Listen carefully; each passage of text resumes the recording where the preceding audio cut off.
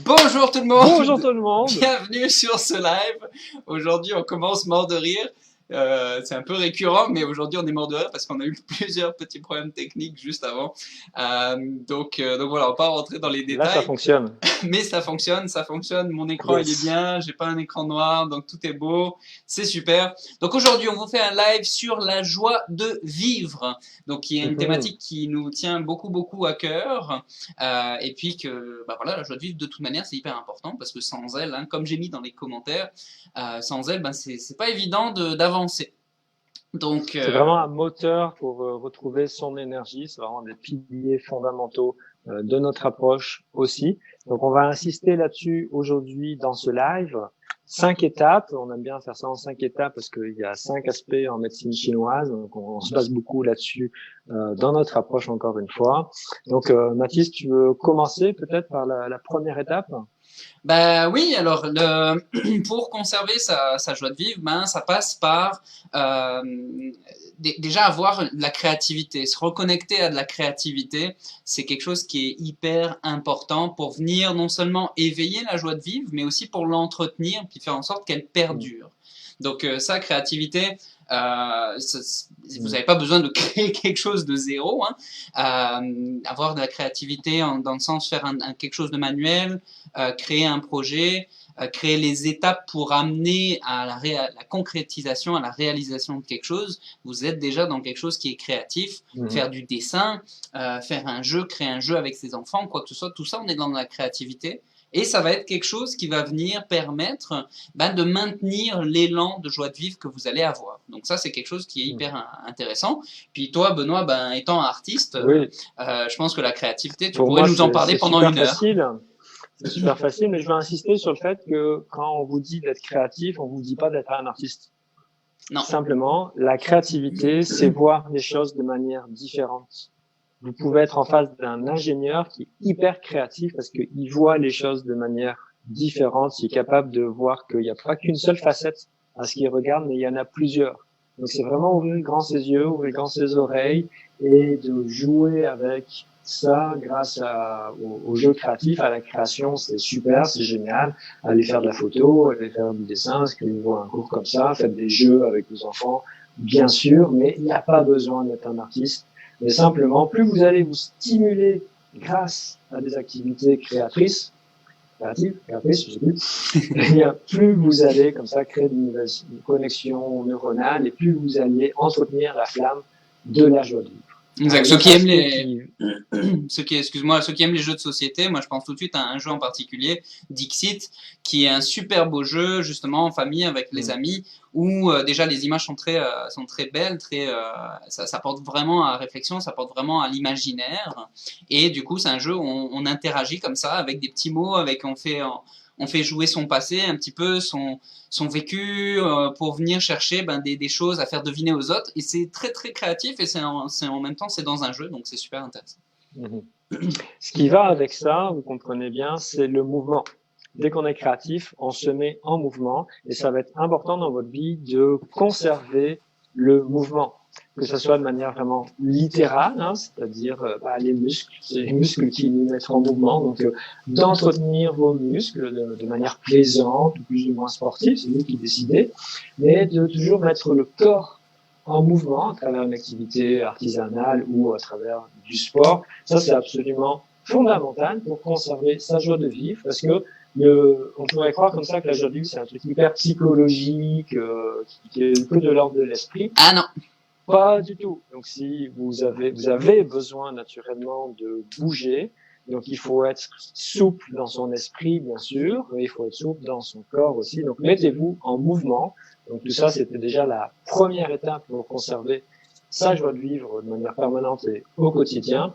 La deuxième étape, elle va un petit peu d'ailleurs rejoindre ce qu'on disait juste avant avec les jeux, parce qu'un truc, ça va être de se reconnecter avec ces jeux d'enfants et de manière plus large à ce qui nous faisait rêver quand on était enfant. Parce que la joie de vivre quand on était enfant, si on a eu une enfance relativement sécurisée, eh ben, elle était là, elle était présente, elle était naturelle. Donc, qu'est-ce qui vous passionnait quand vous étiez enfant? Moi, je passais des heures dans des livres Cousteau, hein, à l'époque c'était Cousteau, l'encyclopédie Cousteau. Moi, ça me faisait vraiment rêver, et ça rejoignait mon côté explorateur.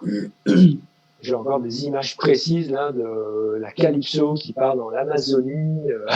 Donc ça, c'est vraiment encore quelque chose qui, c'est pas quelque chose que je fais l'océanographie, c'est pas du tout mon métier, mais l'exploration, ça me fait triper. Puis je jouais au Lego. Puis les Lego, c'est construire des choses. Puis je construis des programmes thérapeutiques actuellement avec mes clients. Donc, vous voyez que à la base de mes rêves, enfin mes rêves d'enfance sont encore à la base de ma vie actuelle. Et je tripe dans ma vie actuelle. Moi, ce que je vous apporterai aussi par rapport à ça, c'est vraiment l'aspect un petit peu de folie. Venir recontacter soit un projet un peu complètement fou que vous avez eu par le passé, je sais pas, ça peut être grimper, peut-être pas l'Everest, mais grimper tel sommet dans les Adirondacks, ou grimper tel sommet dans les Alpes, ça vous paraissait complètement fou, mais en même temps ça vous allumait. Bah, reconnecter à ce petit projet un petit peu fou que vous aviez dans le temps, que vous aviez plus jeune, que vous aviez enfant ou autre. Puis, mais avec ce côté un petit peu folie qui vient avec, ou exprimer votre folie dans une réalisation dans votre vie de tous les jours.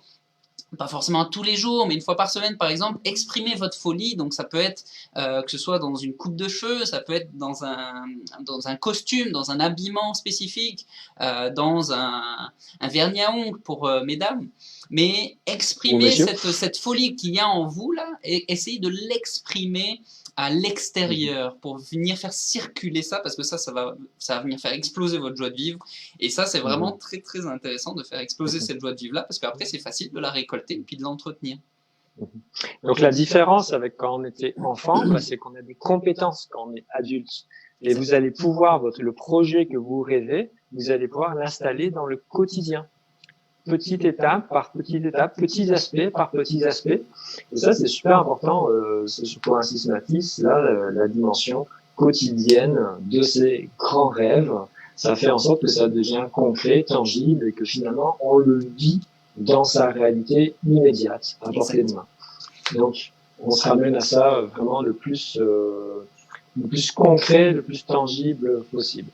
Donc juste avant d'avancer, justement, alors il y a Gisèle qui nous fait un coucou. Salut Gisèle. Si jamais vous regardez cette vidéo, faites-nous des petits coucous, mettez-nous des pouces, quoi que ce soit, comme ça on vous voit passer, on sait que vous êtes là, et puis on peut interagir un peu plus en live aussi.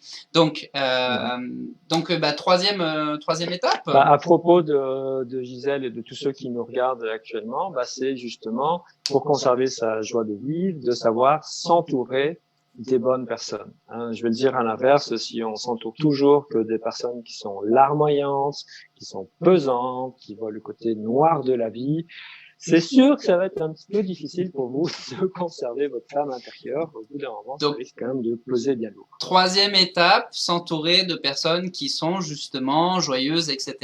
C'est un facilitant naturel, effectivement. Et puis, ça permet de relancer un petit peu le fait de réinvestir en fait de l'énergie dans des relations qui sont nourrissantes. Et ça va vous permettre cette énergie-là d'avoir un retour un petit peu, j'aime pas trop utiliser le terme retour sur investissement quand on parle d'amitié comme ça ou de profiter de ses connaissances ou autres, mais le fait que vous investissiez de l'énergie dans des amitiés ou avec des personnes avec lesquelles vous sentez qu'il y a quelque chose qui passe, le courant il passe facilement, que ces personnes-là elles sont positives ou autres, et en retour ce que vous allez avoir, c'est cette positivité-là et c'est l'impression d'avoir été nourri par cet échange, par cette relation, etc.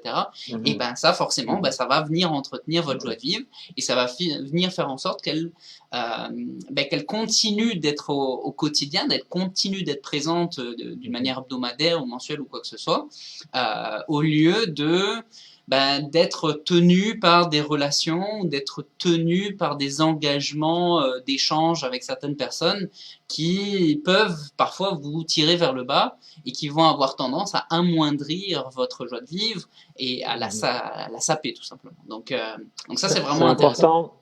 C'est important d'être entouré de gens qui nous comprennent, qui ont les mêmes références que nous. Et je voudrais élargir aussi ce qui nous nourrit et notre entourage à l'environnement immédiat qui nous entoure, c'est important de vivre dans un environnement harmonieux. Par exemple, sa maison, prenez soin des petits détails de votre maison, apportez de la beauté. Moi, j'insiste vraiment, la beauté, c'est une notion vraiment fondamentale dans ma vie. Donc, c'est vraiment d'aller installer un environnement immédiat que vous trouvez beau, plaisant, agréable et harmonieux. Donc, ça va être vraiment essentiel de regarder ça dans le quotidien, dans ce qui vous entoure, dans ce que vous avez dans votre champ visuel. Est-ce que tout est gris, terne, rectangulaire et froid, ou est-ce que vous pouvez apporter comme ça de petites touches, vous offrir des fleurs de temps en temps pour poser simplement pour vous-même sur la table, pour que ça soit beau, pour remercier votre maison, acheter un coussin de couleur, des choses comme ça. C'est des choses qui vont nourrir doucement, hein, ça c'est des petites choses, mais qui vont nourrir doucement le feu de votre joie de vivre. Et si vous n'avez pas cette capacité-là, si vous n'avez pas cette sensibilité-là, ça peut arriver parfois, à ce moment-là, demandez justement de l'aide, demandez à votre entourage, demandez à une personne qui est naturellement, qui ça l'intéresse déjà, elle aime faire ça, de la décoration d'intérieur ou quoi que ce soit, demandez-lui de l'aide et faites venir cette personne-là dans votre intérieur pour justement amener des petites touches un petit peu qui vont personnaliser votre maison comme dit Benoît et qui vont surtout amener de la gaieté, qui vont amener un environnement qui va vous correspondre et qui va être très nourrissant pour vous. Parce que si vous n'avez pas cette capacité-là ou cette sensibilité-là encore de cette décoration d'intérieur ou autre, pour vous ça vous passe par-dessus la tête, faites venir quelqu'un, faites-vous aider et vous allez voir, ça va vraiment vous amener ailleurs. Donc c'est vraiment intéressant d'avoir justement cet environnement parce que vous êtes chez vous quand même de nombreuses heures par jour ou par semaine et donc c'est important d'avoir un environnement qui nous convient et qui est nourrissant. Alors il y a une grande erreur qu'on fait quand on veut cultiver comme ça sa joie de vivre et qu'on aspire à une vie qui soit vibrante, c'est de penser que c'est constant. Ah oui. Quand ça va bien, là, on se dit « Ah oui, ça doit être bien comme ça tout le temps ». Et on pense que la vie, c'est une fois que je vais bien, je vais aller de mieux en mieux. Et du coup, comme c'est pas le cas évidemment, dès qu'on retombe un petit peu, c'est la panique, c'est pas possible, j'ai tout raté, y a rien qui fonctionne, je comprends pas, etc. Donc, ça se passe pas comme ça, évidemment. Heureusement. Oui, heureusement d'ailleurs.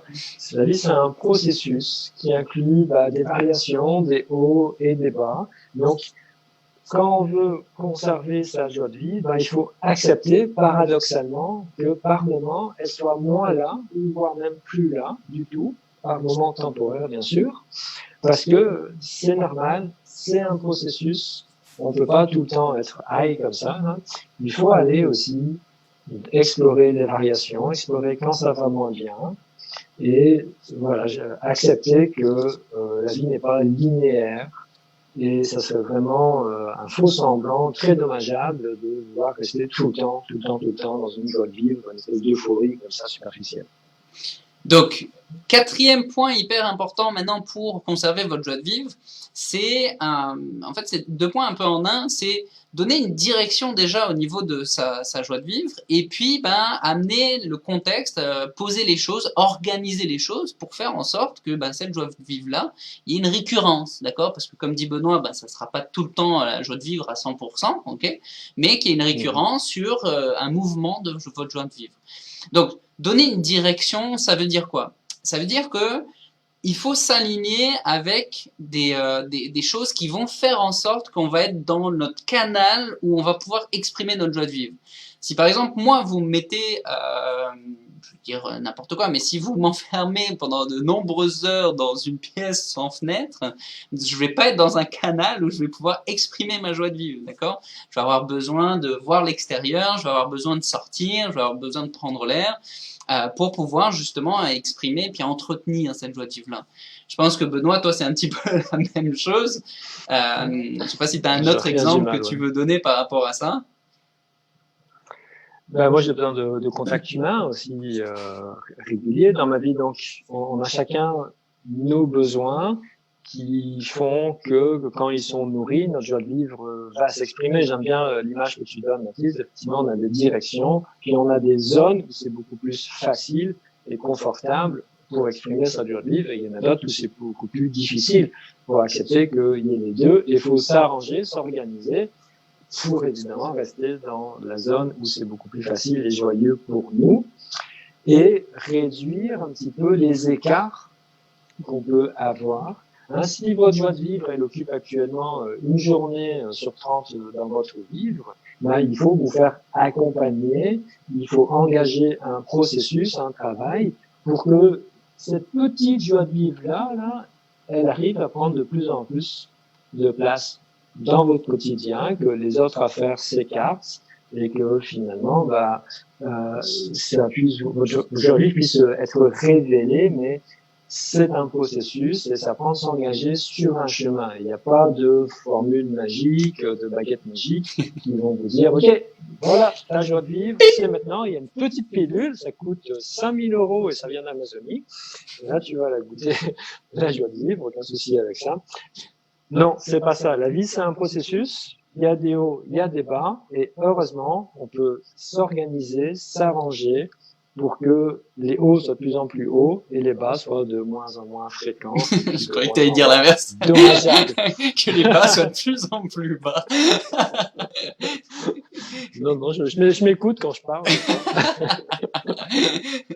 Donc, si vous savez que, par exemple, telle activité, telle personne ou tel projet réveille votre joie de vivre, donner une direction à votre joie de vivre, c'est vous dire, bon, ok, je sais que telle activité ou tel projet ou telle personne, ça vient amplifier tout ça, vient nourrir cette joie de vivre. À ce moment-là, la direction que je vais donner, c'est de mettre plus de place dans ma vie pour que cette activité ou cette personne ou autre ait plus d'espace, et que donc il y ait plus d'espace positif à la création et au renouvellement de ma joie de vivre. Donc c'est ça aussi, donner une direction à sa joie de vivre, c'est savoir ce qui nous éveille, d'accord, ce qui nous émoustille, ce qui nous fait vibrer, et mettre plus de place dans sa vie pour ces choses-là qui nous émoustillent. Donc ça, c'est quelque chose de primordial. Puis après, on entre dans une notion beaucoup de, pas de programmer, mais de mettre en place les choses, donc de cadrer, donc d'organiser. Donc ça, c'est structurer en fait son quotidien, structurer sa vie pour faire en sorte que, comme disait Benoît, il y ait que les écarts soient soient minces, de plus en plus minces, et qu'on ne tombe pas dans des phases, des périodes de creux, limite de dépression, de déprime, surtout en hiver, fin d'hiver, là, printemps, en tout cas au Québec, c'est quelque chose qui est assez régulier. Mais voilà, si vous êtes organisé, si vous avez un plan de match, ça va être beaucoup plus facile de justement d'éviter de creuser un peu, pas votre tombe, mais de creuser dans l'absence de joie de vivre. Donc pour le dire autrement, la joie de vivre, c'est super important, mais on ne veut pas que ça soit un feu de paille. Exact. Et pour que ce soit pas un feu de paille, il faut s'organiser, il faut faire un certain travail. On n'est pas dans la pensée magique comme ça. Donc il faut vraiment travailler le terrain, encadrer ce terrain-là, se faire soutenir là-dedans pour que le feu puisse prendre, mais de manière contrôlée aussi, de manière maîtrisée et de manière aussi joyeuse, sereine et pérenne surtout. Alors dernier point. Yes. Dernier point, on parle de persévérance avec le 4e point. Là, il y a une persévérance qui va être vraiment essentielle, c'est d'aller regarder à l'intérieur de soi. Vous connaître. C'est là que tout se passe finalement. Se connaître parfaitement pour aller justement explorer d'une part ses noirceurs, parce que voilà, la vie c'est des hauts et des bas, donc mieux on va aller explorer ses noirceurs, mieux on va aller travailler ses racines, mieux on va s'alléger pour pouvoir vivre véritablement qui on est et donc sa joie de vivre. Et il va falloir passer par des moments tout simplement confrontants, n'est-ce pas, Mathis? Je pense qu'on connaît bien ça. Ouais, exact. C'est vrai qu'on est beaucoup à aller explorer, justement, à faire beaucoup d'introspection avec Benoît, à se poser beaucoup de questions, parfois un petit peu trop métaphysiques ou autres, mais voilà, on est dans un mouvement qui est très régulier d'introspection, et donc ça permet de savoir exactement, moi en ce moment je vis telle affaire, ou face à telle situation, ou face à telle personne je réagis de telle manière. Mais le fait de connaître ces petits détails, le fait de se connaître plus en profondeur, ça permet justement de voir, ok, je sais que si je me mets dans telle situation, bah, ça va me happer le moral. Donc du coup, bah, je vais éviter de me mettre continuellement dans ces situations-là et je vais essayer de favoriser telle autre situation ou au contraire, ça me met dans une espèce de gaieté, etc. Donc il ne s'agit pas d'éviter complètement toutes les situations conflictuelles, il ne s'agit pas d'éviter tout ce qui peut potentiellement s'appeler le moral, il ne s'agit pas de se mettre des œillères ou complètement se fermer les yeux, c'est pas du tout ça que je suis en train de dire. Ça, c'est important de garder ces moments-là dans sa vie et de se confronter à ces moments-là parce que ça permet d'avancer. Mais il s'agit de remettre les choses en balance, d'accord? Et ça, vous pouvez remettre les choses en balance que si vous vous connaissez, si vous contactez votre essence, si vous contactez vos sensations, vos émotions surtout, et que vous sachez comment vous fonctionnez, d'accord?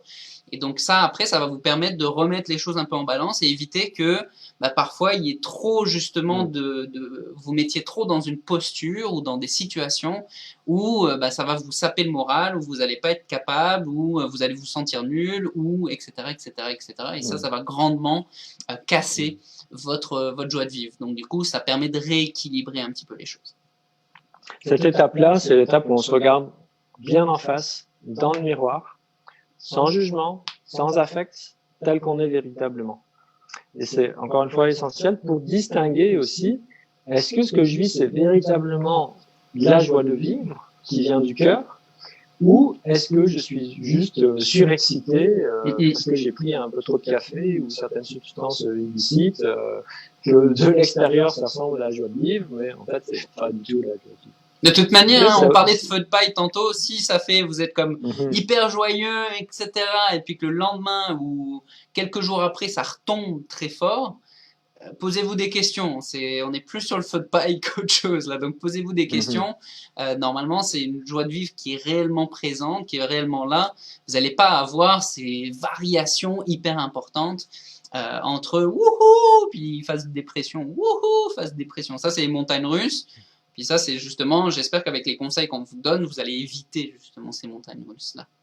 Donc c'est une étape qui est peut-être un peu confrontante, on se met à nu face à soi-même, et c'est absolument essentiel d'aller là-dedans, d'aller fouiller là-dedans, avec beaucoup de compassion évidemment, mais sans complaisance, pour pouvoir, encore une fois, trouver c'est quoi les axes qui nous correspondent véritablement, et au-delà, si vous voulez, de nos conditionnements, au-delà de ce que voudraient les gens autour de nous, le travail, les choses comme ça, nous, qu'est-ce qui nous nourrit véritablement? Il n'y a que nous qui pouvons répondre. C'est quoi notre joie de vivre unique? Parce qu'on a chacun une joie de vivre qui s'exprime de manière différente. Ça veut dire que la joie de vivre de Mathis s'exprime différemment de la mienne. Ah bon? Et c'est important de la connaître. C'est important d'être à l'aise avec ça, de l'accepter, de la goûter, de la déguster, si vous voulez. Et ça, on peut pas le faire si on est influencé par trop de gens à l'extérieur, de situations extérieures, ou simplement si on n'a pas le temps, parce qu'on est toujours pris par 100 000 choses à faire. Non, ça prend de se poser avec soi-même, de regarder ça, peut-être d'écrire, peut-être de méditer, et de pouvoir aller regarder la flamme qui est déjà là. Parce que la joie de vivre, c'est pas prendre une flamme de l'extérieur et se venir allumer. Non, c'est de recontacter une joie qui est déjà là et de lui dire, ah ok, ça fait longtemps que je t'ai pas laissé de place. Actuellement, tu es petite comme ça, alors que tu pourrais être grande comme ça. Regarde, je te laisse toute cette place-là. Et quand on vit la joie de vivre, on sait que c'est quelque chose qui vient de l'intérieur et qui s'exprime à l'extérieur. Il n'y a rien d'extérieur qui va vous apporter la joie de vivre en réalité. Il n'y a que des conditions favorables qu'on peut mettre en place et qu'on doit mettre en place pour que la joie de vivre intérieure s'exprime. Donc ça passe par regarder à l'intérieur, enlever les choses un peu noires et désagréables et faire de la place pour que tout ça se fasse. Donc encore une fois, si jamais vous avez de la difficulté à vous poser avec vous-même, d'accord? À ce moment-là, faites-vous coacher. Allez voir quelqu'un qui va pouvoir justement mettre le doigt ou faire miroir, vous faire en sorte de vous faire prendre, faire des prises de conscience. Je vais y arriver. Donc, que vous puissiez faire des prises de conscience pour justement pouvoir savoir un petit peu et arriver à avancer sur cette problématique-là spécifique ou alors juste sur l'expression de votre joie de vivre. Mais restez pas à juste vous dire, ça c'est un des gros pièges, ah mais moi ça va bien de toute manière, j'y arrive bien ou quoi que ce soit, puis en arrière-plan, ben non, au final il y a quelque chose qui roule pas, ou il y a un débalancement, ou il y a des choses qui vous rongent, ou le hamster il tourne à 300 à l'heure, et puis vous êtes déconnecté de vous-même, de vos besoins, de votre joie de vivre. Ça marche pas. Donc si vous avez de la difficulté, encore une fois, à prendre du temps pour vous, avec vous-même, à faire cette introspection-là, à vous confronter vis-à-vis de vous-même, ben, passez par un coach, allez voir quelqu'un, un thérapeute, qui va pouvoir justement mettre le doigt là où il faut et vous aider en fait à clarifier les choses et à avoir des idées de chemin, des idées de processus, des idées de changement qui vont être bénéfiques pour vous et qui vont justement éviter que vous alliez tout le temps à l'extérieur chercher une joie, alors qu'en fait elle est à l'intérieur, mais comme disait Benoît, ben, elle brûle juste comme ça, alors qu'elle pourrait brûler comme ça. Donc ça, c'est un point qui est très important aussi.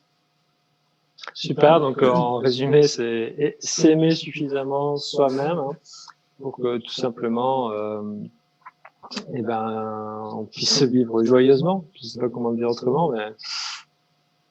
Oui, tout à fait. Il y a vraiment une notion d'aimer son silence intérieur. Je cherchais un mot juste avant ça, puis c'était ce mot-là, c'était silence intérieur. C'est quelque chose que j'ai lu récemment sur l'influence des téléphones, des réseaux sociaux sur les jeunes générations.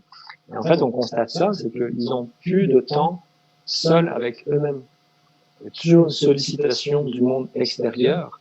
Et pour moi, ce qui est vraiment dommageable, c'est qu'on ne rentre plus suffisamment en contact avec son silence intérieur. Et c'est ce qui permet de s'apprécier soi-même. Et c'est une fois qu'on s'apprécie soi-même que la flamme de la joie de vivre peut se libérer. Donc on insiste encore sur ce point-là, de vraiment prenez du temps pour vous, appréciez-vous et mettez en place toutes les conditions extérieures pour que ce soit le cas. Exact. Puis si je termine avec ça, si vraiment vous n'êtes pas capable d'apprécier votre silence intérieur, sachez que ça va vraiment vous mettre dans une disposition à aller chercher des événements qui sont très ponctuels, des événements joyeux mais très ponctuels, aller chercher des expériences en fait qui vont vous amener sur quelque chose de très superficiel. Vous allez être beaucoup plus enclin à aller chercher quelque chose de superficiel, de rapide, de spontané, pour satisfaire un petit peu un vide, quelque chose qui va pas être satisfait parce que justement bah, vous n'allez pas aller connecter avec votre joie de vivre profonde qui elle est là d'une manière permanente, elle est là pour vous nourrir d'une manière beaucoup plus longue et sur sur une durée plutôt que quelque chose qui va comme hop, ouh, c'est super, puis après tout de suite c'est plus là. D'accord, la joie de vivre c'est pas ça. Mais si vous contactez pas votre vide intérieur, ben vous allez avoir tendance à aller consommer des choses de très très court terme. Et ça, ça peut être endommageable pour le corps, notamment pour le cerveau. Je ne rentrerai pas dans tous les détails au niveau de la chimie du cerveau, mais ça peut vraiment être dommageable parce que ce type de joie-là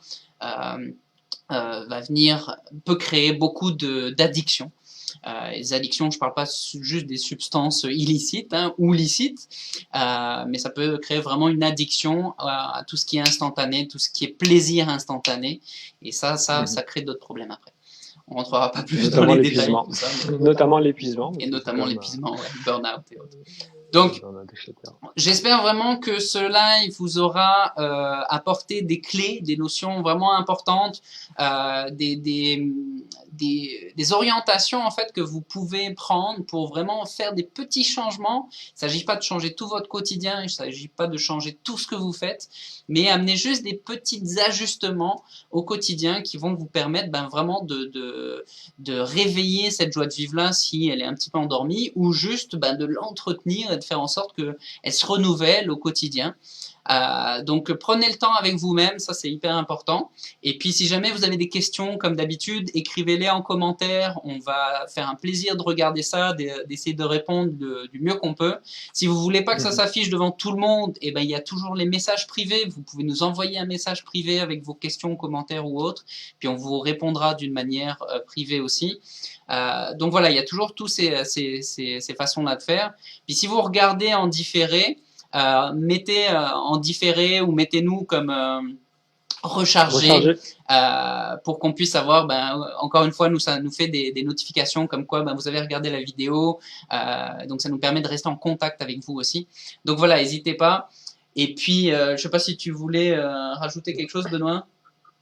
Oui, juste préciser que on a changé notre rythme de publication pour les lives, parce que en fait, tout simplement, on est pris par beaucoup de projets. Hein. On est toujours très enthousiastes, Mathis et moi, à plein de projets, et c'est super comme ça. Puis voilà, on s'est un peu réajusté en se disant que au moins jusqu'à septembre prochain, on allait avoir une périodicité de 1 semaine sur 2 pour les lives, au lieu de à chaque semaine, ce qu'on adore, mais qui se fait un petit peu au détriment pour le moment d'autres projets qu'on veut faire grossir tout simplement.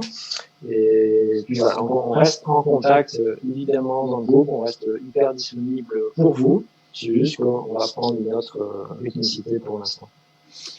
Donc, si vous avez quoi que ce soit, encore une fois, écrivez-nous sur le groupe, dans les commentaires ou autres. Nous, on vous souhaite une excellente journée. On vous souhaite vraiment de mettre de l'énergie pour votre joie de vivre, parce que dès qu'il y a de la joie de vivre, l'énergie, ça vient avec, ça s'accompagne. Donc, moi, je vous souhaite ça justement, beaucoup de joie de vivre, et puis beaucoup de gaieté aussi. Donc, je vous dis dans 2 semaines, puisqu'on commence donc la nouvelle rythmicité. Donc, dans 2 semaines pour un nouveau live, et puis entre-temps, on se tiendra au courant sur le groupe. Voilà, merci Benoît d'avoir été là aussi. Merci Mathis. Et à bientôt tout le monde. Bye.